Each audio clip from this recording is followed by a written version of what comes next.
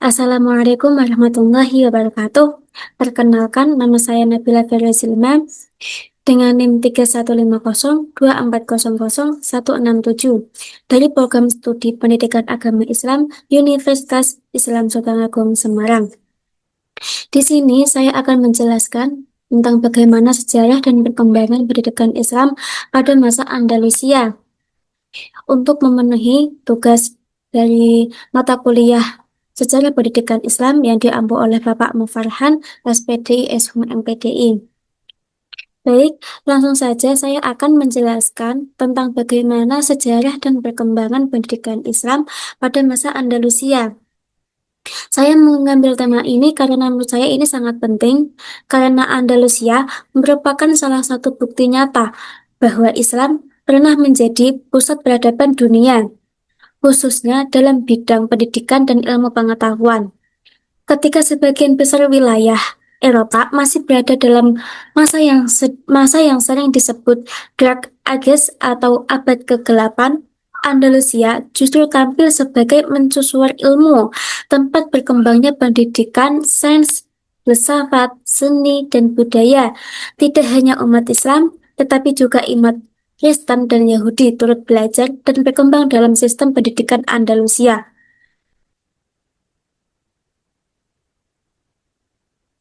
Sejarah Andalusia dimulai pada abad ke-8 Masehi, ketika pasukan Muslim yang dipimpin oleh Tariq bin Ziyad menyeberangi Selat Gibraltar menuju semenanjung Iberia. Penaklukan ini menandai awal masuknya Islam ke wilayah Eropa Barat. Keberhasilan penaklukan tersebut bukan hanya karena kekuatan militer, tetapi juga karena ketidakstabilan politik kerajaan Visigoth yang saat itu berkuasa. Setelah wilayah ini dikuasai, Islam tidak hanya membawa sistem pemerintahan baru, tetapi juga nilai-nilai keilmuan, toleransi, dan pendidikan. Dalam waktu yang relatif singkat, Andalusia berkembang menjadi wilayah yang makmur dan maju. Kota-kota seperti Cordoba, Sevilla, Toledo, dan Granada tumbuh sebagai pusat kegiatan ekonomi, budaya, dan pendidikan. Sejak awal, Islam memandang ilmu pengetahuan sebagai bagian dari ibadah. Oleh karena itu, pendidikan menjadi fondasi utama pembangunan peradaban Andalusia. Pembentukan Emirat dan Kekhalifahan pada tahun 711 Masehi, penaklukan Andalusia dimulainya kekuasaan Muslim di semenanjung Iberia.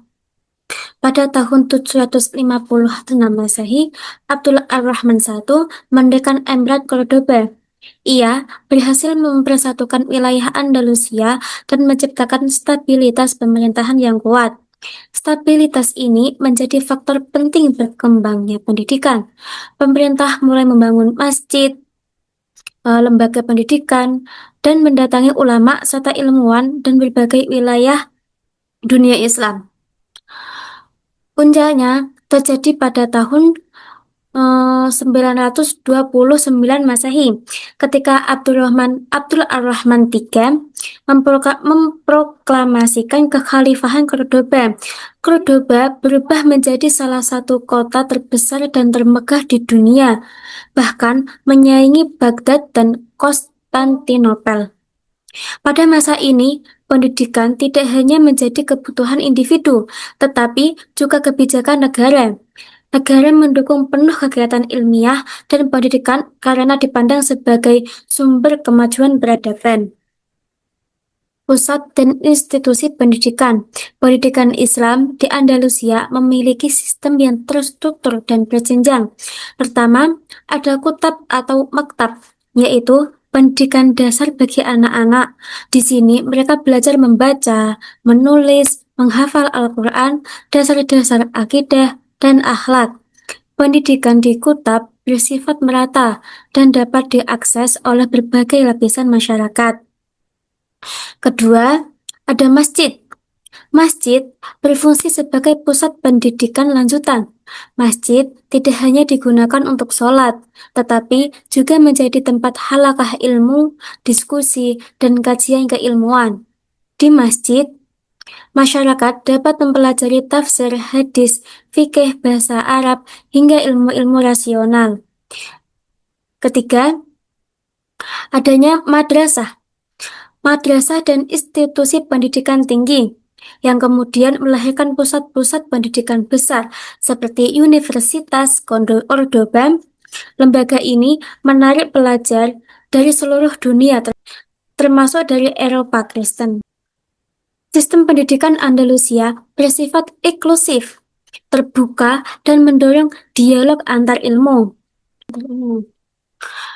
Kurikulum pendidikan di Andalusia sangat luas dan seimbang antara ilmu dan ilmu umum. Ilmu agama tetap menjadi fondasi utama, meliputi Al-Quran dan tafsir, hadis, fikih, akidah, dan akhlak. Namun, pendidikan tidak berhenti pada aspek religius. Andalusia juga mengembangkan matematika, astronomi, kedokteran, filsafat, logika, sastra, dan seni dan musik. Bahasa Arab menjadi bahasa utama ilmu pengetahuan. Selain itu, karya-karya Yunani, Romawi, dan Persia diterjemahkan ke dalam bahasa Arab, sehingga memperkaya khasanah intelektual Islam. Periode ini menandakan konsolidasi politik yang krusial. Stabilitas Emirat dan Kekhalifahan Cordoba memungkinkan pengembangan sistem pendidikan yang terstruktur membentuk pusat keilmuan yang disegani. Selanjutnya,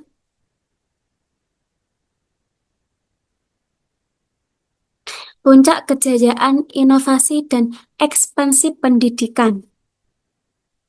Pilar-pilar kemajuan intelektual, pengembangan perpustakaan besar, koleksi ribuan buku, sampai klaim hingga 400.000, pusat pembelajaran dan penelitian global.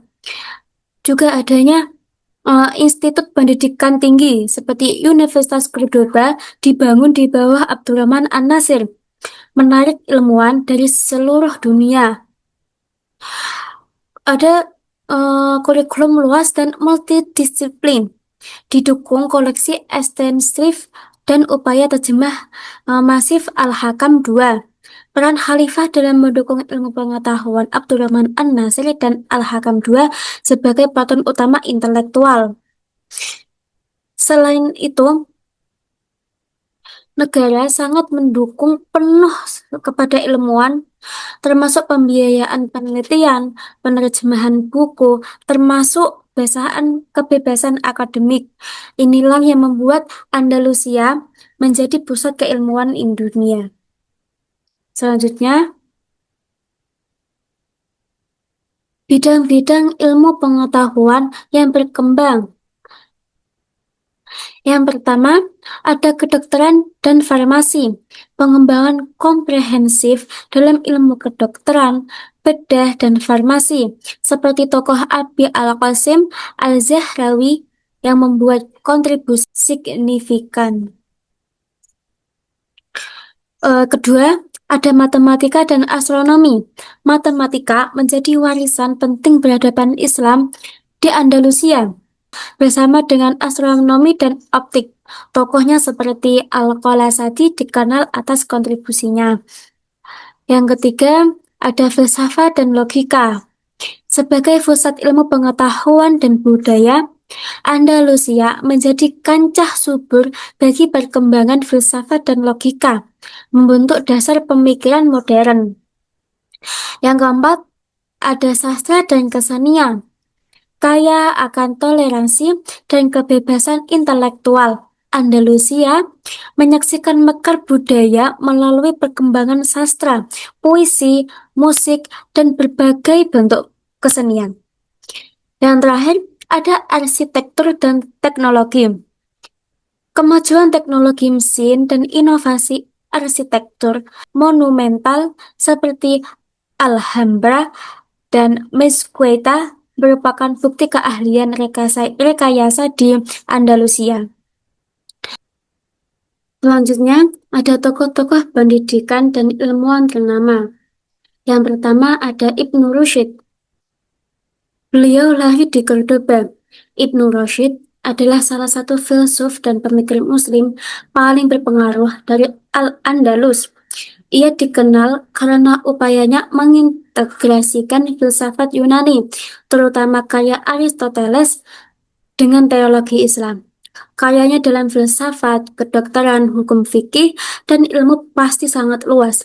Ia menulis lebih dari 20 buku kedokteran dan dikenal sebagai pelopor ilmu jaringan tubuh. Komentarnya terhadap karya Aristoteles sangat berpengaruh di dunia barat dan digunakan sebagai buku teks di universitas-universitas di Eropa selama berabad-abad. Yang kedua ada Ibnu Bajjah. Abu Bakar Muhammad Ibn al-Sayyid atau Ibnu Bajjah dianggap sebagai tokoh pertama dalam sejarah filsafat Arab Spanyol. Pemikiran filosofisnya banyak berkaitan dengan etika dan eskatologi, serupa dengan Al-Farabi dan Ibnu Sina.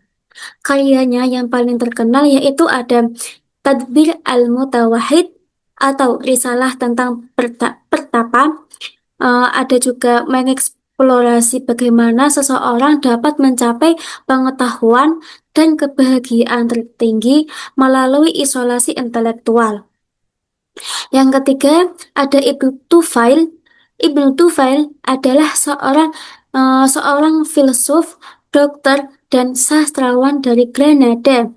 Karyanya yang paling terkenal adalah novel filosofi berjudul Hai Ibn Yaksyan, yang menceritakan kisah seorang manusia yang tumbuh sendirian di pulau terpencil dan menemukan kebenaran melalui penalaran dan observasi alamiah tanpa bimbingan agama formal. Karya ini merupakan ekspedisi penting tentang epistemologi dan pendidikan mandiri.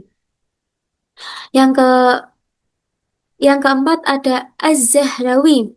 Abu Al-Qasim Al-Zahrawi adalah seorang dokter dan ahli bedah terkemuka yang lahir di Madinatus Zahra, dekat Cordoba. Ia dikenal sebagai Bapak Bedah Modern. Karyanya yang monumental, Al-Tasrif, adalah ensiklopedia medis 30 jilid yang mencakup berbagai aspek kedokteran. Dan yang terpenting, deskripsinya serta ilustrasi instrumen bedah yang digunakannya. Buku ini menjadi buku teks standar di sekolah kedokteran Eropa selama ratusan tahun. Yang kelima dan terakhir ada Jabri ibn Aflah. Dan yang kelima dan yang terakhir yaitu ada Jabir ibn Aflah, seorang ahli matematika dan astronomi dari Sevilla pada abad ke-12. Ia memberikan kontribusi besar dalam trigonometri dan kritik terhadap beberapa aspek astronomi. Ptolemeus, karyanya berpengaruh dalam perkembangan ilmu pasti di Eropa. Selanjutnya, dampak dan warisan pendidikan Andalusia. Yang pertama, jembatan ilmu pengetahuan ke Eropa. Andalusia menjadi pusat intelektual, menerjemahkan dan melestarikan karya-karya kuno, serta mengembangkan ilmu pengetahuan Islam yang disalurkan di Eropa. Lalu, pengaruh terhadap Renaissance Eropa. Peradaban Andalusia menyediakan fondasi intelektual bagi kebangkitan Renaissance abad 14-17, memicu perkembangan seni, sains, dan pemikiran modern. Terakhir, kontribusi metode ilmiah modern. Penekanan pada observasi, eksperimen, dan penalaran logis oleh ilmu Andalusia menjadi dasar metode ilmiah yang menjadi ciri khas ilmu pengetahuan modern. Selanjutnya, faktor penurunan pendidikan Andalusia. Kemunduran pendidikan Islam di Andalusia disebabkan oleh faktor internal atau konflik politik, perpecahan ideologi, kemerosotan moral atau disebut kepemimpinan yang lemah, dan eksternal, yaitu konflik agama Islam dan Kristen, pembagian wilayah menjadi kerajaan kecil yang saling berperang. Lalu, yang melemahkan stabilitas dan sumber daya.